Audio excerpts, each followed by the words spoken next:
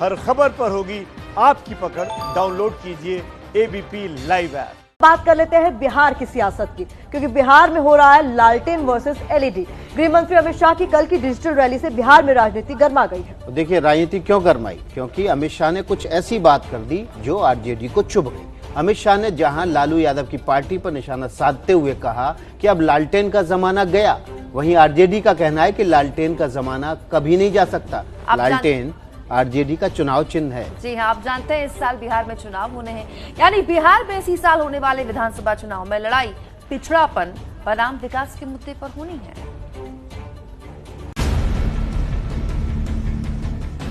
Corona संकट के बीच गृह मंत्री अमित शाह ने दिल्ली से बिहार में डिजिटल रैली कर एक तरह से चुनाव प्रचार का शंखनाद कर दिया है।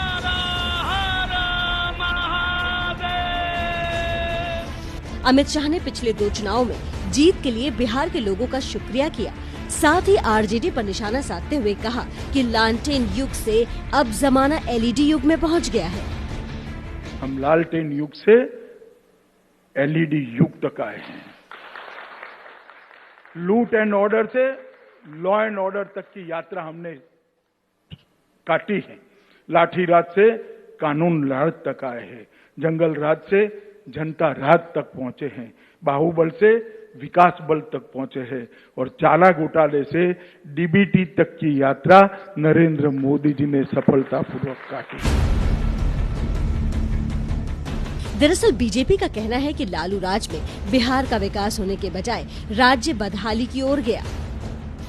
अमित शाह के बयान के जवाब में आरजेडी ने कहा, लालटेन और दिया युग कभी खत्म नहीं हो सकता। और मैं इतना ही आग्रह कर सकता हूं माननीय अमित शाह जी से, आपने कहा लालटेन युग खत्म हो गया। लालटेन रोशनी का एक ऐसा सुराग है ना जिसपे व्यक्ति का नियंत्रण होता है। बिजली और लाइट के इसको प्रतीक की तरह देखिए। लालटेन युग कभी खत्म नहीं होगा, दिया युग कभी खत्म नहीं होगा। ये सब कहने की बातें हैं, बस इतना जरूर होना चाहिए कि ईमानदार विश्लेषण होना चाहिए। और अगर ये 72,000 एलईडी स्क्रीन में जो खर्च किसी ने भी दिया हो आपको, अगर ये गरीब के परिवार तक पहुंचता ना, तो लगता कि इस दौर में कम से कम वो राजनीति नहीं हो रही है जिसको सॉलिसिटर जनरल साहब वल्चर कहते हैं।